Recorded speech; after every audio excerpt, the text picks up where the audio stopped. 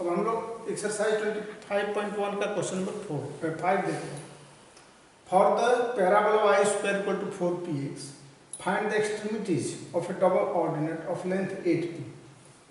ये पैराबोला है y square equal to 4px, double ये जो लेंथ दिया हुआ है 8p दिया हुआ है, इसका एक्सट्रीमिटीज निकालना है, यानी कि दोनों का एब्सिसा केवल फाइंड आउट करना है।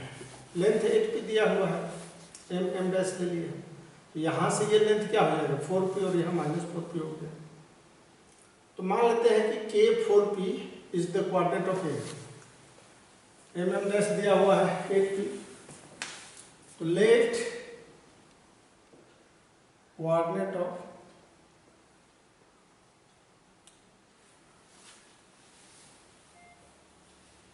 m b k and 4p, ये k माना गया है, 4p तो ऑलरेडी हो ही जाएगा क्योंकि ये लेंथ 4p और यहाँ -4p है।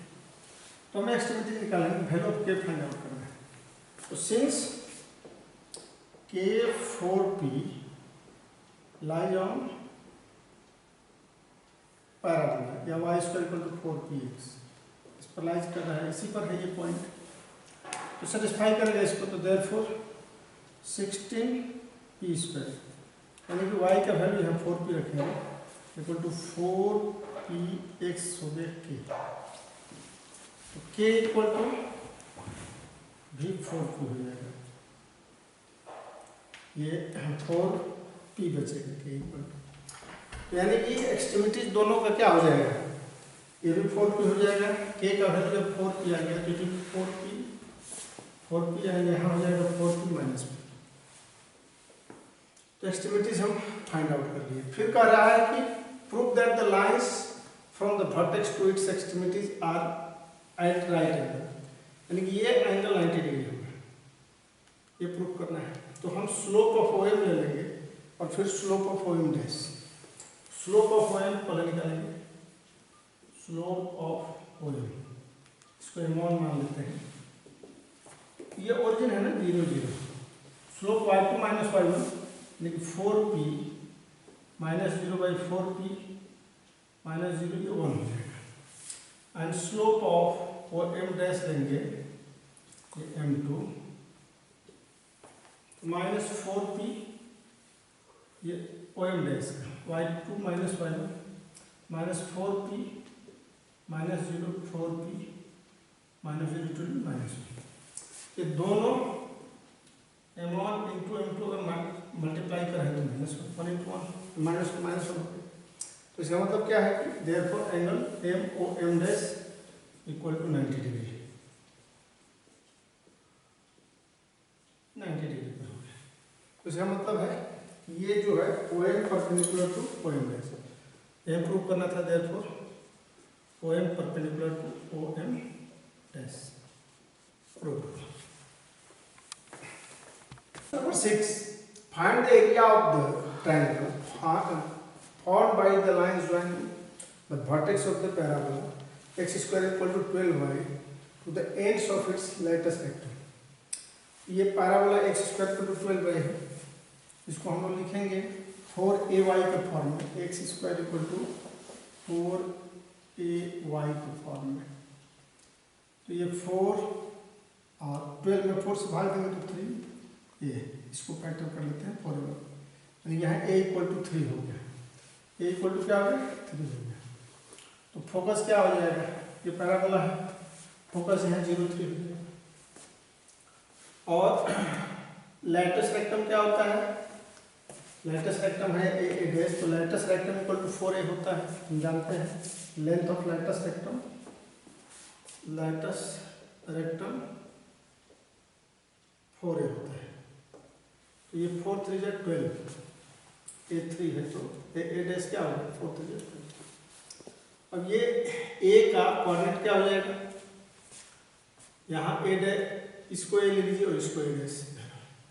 तो a का यहाँ से ये डिस्टेंस y है और ये डिस्टेंस x है, टोटल 12 है, तो ये और ये 6 होगा और यहाँ भी 6 होगा, यानी कि 6 3 हो जाएगा ये, और ये हो जाएगा आपका -6 और 3। एक्स कोऑर्डिनेट इधर नेगेटिव हो जाएगा। ये 3 कोऑर्डिनेट मिल गया ना, 0 0 6 3 -6 3। तो एरिया निकालना है। तो area of triangle AOA dash, area of triangle AOA dash equal to half. Area of triangle AOB होता है, एक बार फिर लिख लीजिए स्मरण करने के लिए, x1 y2 minus y3 plus x2 y3 minus y1 plus x3 y1 minus y2, यही एरिया होता है। तो एरिया ऑफ, अब यहाँ इसको अगर x1 y1 लेंगे तो 0 अगर लेते हैं तो 0 इंटू कुछ भी लिखे 0 हो जाएगा, प्लस ये ले लिए 0। अब यहाँ x2 6 लेंगे, 6 तो y2 minus y1, अब 6 लिए तो -6 -0, यहाँ y2 क्या हो जाएगा 3 हो जाएगा ना, 3 -0, फिर x3 यहाँ -6 हो जाएगा, प्लस -6 x3, और ये 0 -3 यानी कि हाफ, 6 3 जाए 18, अब प्लस हो जाएगा 18 यानी कि 36/2 स्क्वायर यूनिट, यानी कि ये 18 स्क्वायर यूनिट एरिया हो गया। Number 7, find the coordinates of the points of intersection of the axis and the directrix of the parabola whose focus is 3 3 and directrix is 3x minus 4y equal to 2. Find length of the lattice rectum, दोनों find करना है, length of lattice rectum find out करना है। तो ये दिखाया गया आपको, डायरेक्ट्रिक्स है, फोकस है, और length of the lattice rectum हो जाएगा। तो इसको फर्स्ट ऑफ ऑल हमें क्या निकालना है, तो अब हम देख रहे हैं इसमें ये पॉइंट ऑफ इंटरसेक्शन निकालना है, यानी कि एक्सिस का और डायरेक्ट्रिक्स जहां पर इंटरसेक्ट कर रहे हैं उस पॉइंट को निकालना है। तो दोनों परपेंडिकुलरली इंटरसेक्ट करते हैं, ये हम जानते हैं। पहले हम ये जो डायरेक्ट्रिक्स है इसका स्लोप निकाल लेंगे, तो स्लोप ऑफ एक्सिस निकल जाएगा, और ये 3 3 से पास हो रहा है तो इक्वेशन भी निकल जाएगा। इस इक्वेशन को इस इक्वेशन को सॉल्व करेंगे तो ये पॉइंट ऑफ इंटरसेक्शन निकल जाएगा। समझ में आ रहा है? तो ये जो इक्वेशन है 3x minus 4y equal to 2, ये डायरेक्ट्रिक्स का है इक्वेशन। इसको हम y equal to mx plus c के फॉर्म में लिख दिए। किस फॉर्म में? y equal to mx plus c के फॉर्म में इसको चेंज कर दिए। यहाँ m को m1 ले लिए, m1 क्या हो गया 3/4 हो गया। तो ये स्लोप ऑफ डायरेक्ट्रिक्स हुआ। अब हमें स्लोप ऑफ एक्सिस निकालना है, तो देयरफॉर स्लोप ऑफ एक्सिस क्या हो जाएगा, स्लोप ऑफ एक्सिस यानी कि m2 इक्वल टू माइनस ये m1 इंटू m2 -1 होगा। जब ये इसका स्लोप m1 मान लेते हैं, इसका स्लोप m2, दोनों परपेंडिकुलर है, तो m1 इंटू m2 -1 होता है। तो m2 इक्वल टू हो जाएगा, ये m1 का वैल्यू 3/4 है, -4/3 हो जाएगा, यानी कि -4/3 हो गया स्लोप ऑफ एक्सिस। क्लियर है? स्लोप ऑफ जब एक्सिस निकालिए तो let equation of the axis, let equation of axis y equal to -4/3x plus c, since it passes through 3 3, passes through 3 3, so therefore ये दोनों 3 हो जाएगा, y भी 3 और x भी 3। ये y equal to -4/3 into 3 plus c, ये 3 3 cancel, यानी c इक्वल टू क्या हो जाएगा 7। तो इक्वेशन हो गया आपका हेंस रिक्वायर्ड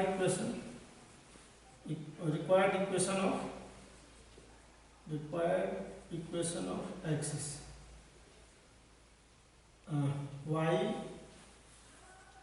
-4/3x + 7 उसको सॉल्व करेंगे।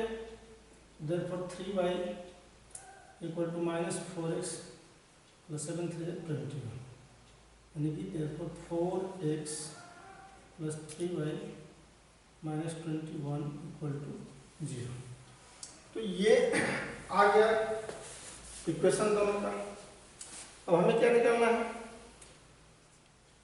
अब हमें निकालना है ये पॉइंट आ जाएगा तो मालूम हो जाएगा। यही पॉइंट ऑफ इंटरसेक्शन मान लीजिए एम है, तो we have to find the m. तो इसके लिए क्या करेंगे कि दोनों को सॉल्व कर लेंगे।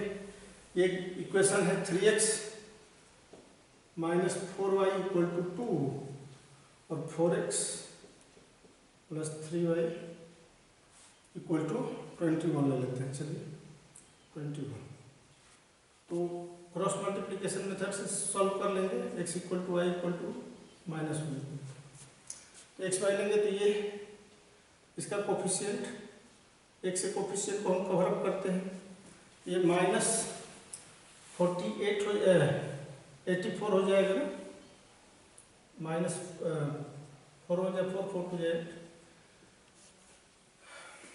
b1 × c2 करते हैं। b1 × c2 -3 × 2 यानी कि -6 हो गया।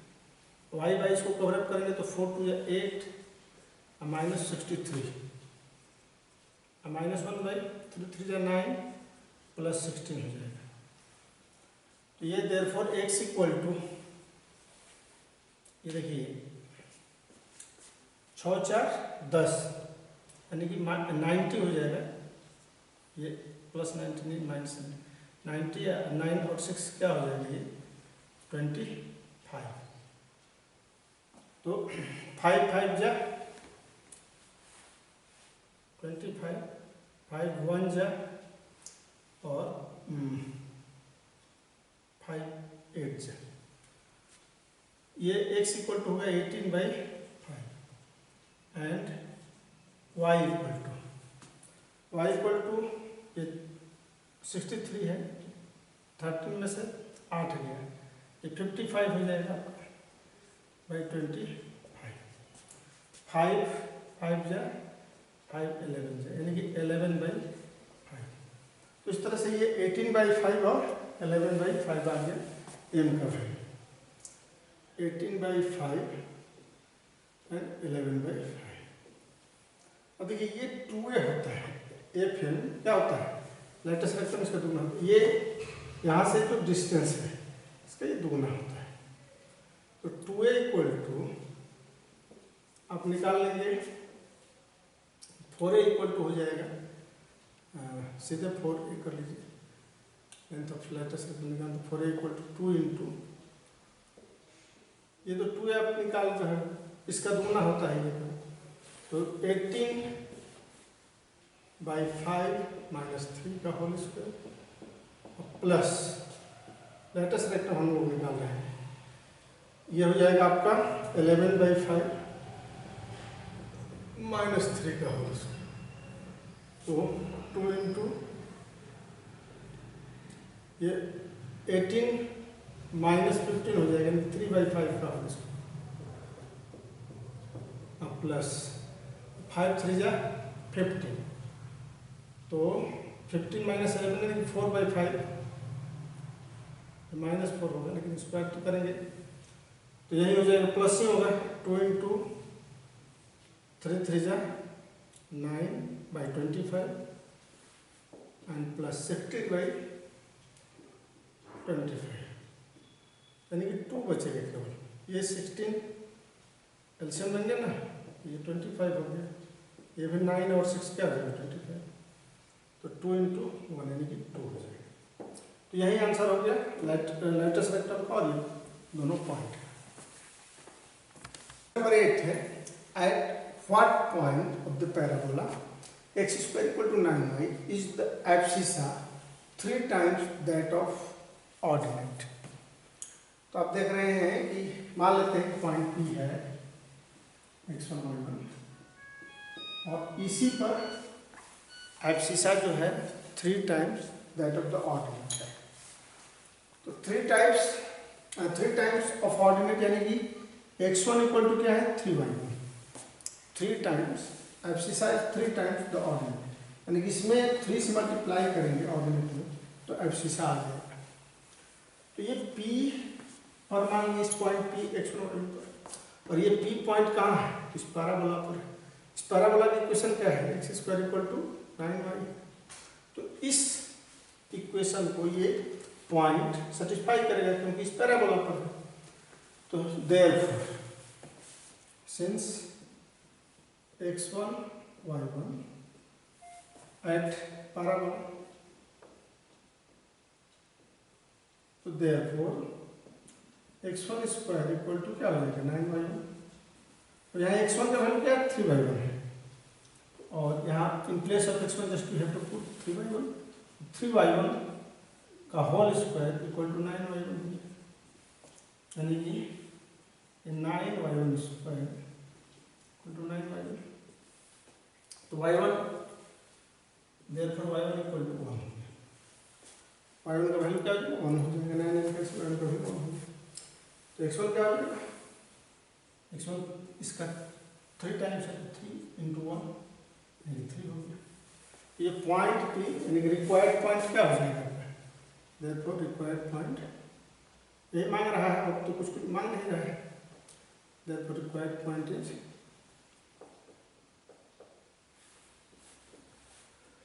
3 1, x1 3 y1 1। Question number 9. Find the equation of the parabola with the vertex at the origin, the axis along x-axis and passing through 2 3। तो इसमें इक्वेशन जैसा कह रहा है कि x-axis के along ये पास हो रहा है, ये जो पैराबोला है 2 3 से पास हो रहा है। तो इस पैराबोला का इक्वेशन क्या होता है हम जानते हैं, ओरिजिन इसका वर्टेक्स है। तो इसका इक्वेशन ऑफ पैराबोला क्या हो जाएगा, equation of parabola required parabola जो हमारा यहाँ दिख रहा है जैसा दिया हुआ है वैसा फिगर बना लिया, और इसका इक्वेशन होता है y² इक्वल टू 4ax, हम जानते हैं बहुत आसान है। अब ये जो पैराबोला है पासेस थ्रू क्या है 2 3 है, तो ये पासेस थ्रू 2 3 है, सिंस इट पासेस थ्रू 2 3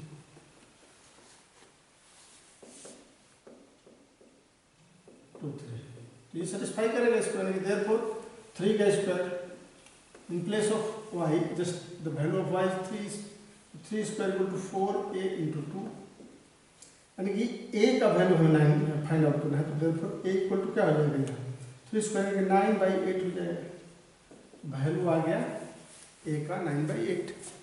तो ये ही a का वैल्यू हम रख देंगे, हेंस रिक्वायर्ड इक्वेशन केवल इक्वेशन पूछ रहा है, hence required equation will be y² equal to 4 into 9/8x। ये 4 to 9/y² equal to 9/2x हो जाएगा, या इसको यू कैन राइट है 2y² equal to 9x। यही तो required equation of the parabola हो गया। क्वेश्चन नंबर 10 है, find the equation of a parabola with vertex at the origin and directrix y equal to 2। तो क्वेश्चन अगर जो कर रहा है उसको हम लोग अगर ड्रॉ कर लेते हैं तो सीधे निकाल देंगे। ये डायरेक्ट्रिक्स y equal to 2 जब खींचेंगे तो ऐसा ही यहाँ पर आएगा। जब y equal to 2 है तो इक्वेशन पैराबोला ही होगा। जब हम लोग पढ़े हैं y equal to अगर a है तो directrix y equal to a, parabola ऐसे होता है ना यहाँ से ऐसे, तो वही y इक्वल टू 2 दिया है तो पैराबोला सेव का हुआ, यानी कि इसका equation x² equal to -4y हो गया। और यहाँ फोकस क्या है 0 - 2 है, यानी कि ये डिस्टेंस क्या है 2 है। तो a का वैल्यू क्या हो जाएगा यहाँ पर 2 रखेंगे, माइनस तो पहले ही रख लेंगे, ये इक्वेशन है तो x² इक्वल टू -4 है, यानी कि a का वैल्यू माइनस है इसीलिए 2 ही है a का वैल्यू। तो जब यहाँ 2 रखेंगे तो क्या हो जाएगा, तो therefore x² equal to -4 value of a is 2 into y, therefore x² equal to ये -8y हो जाएगा। बहुत ही आसान है ये क्वेश्चन।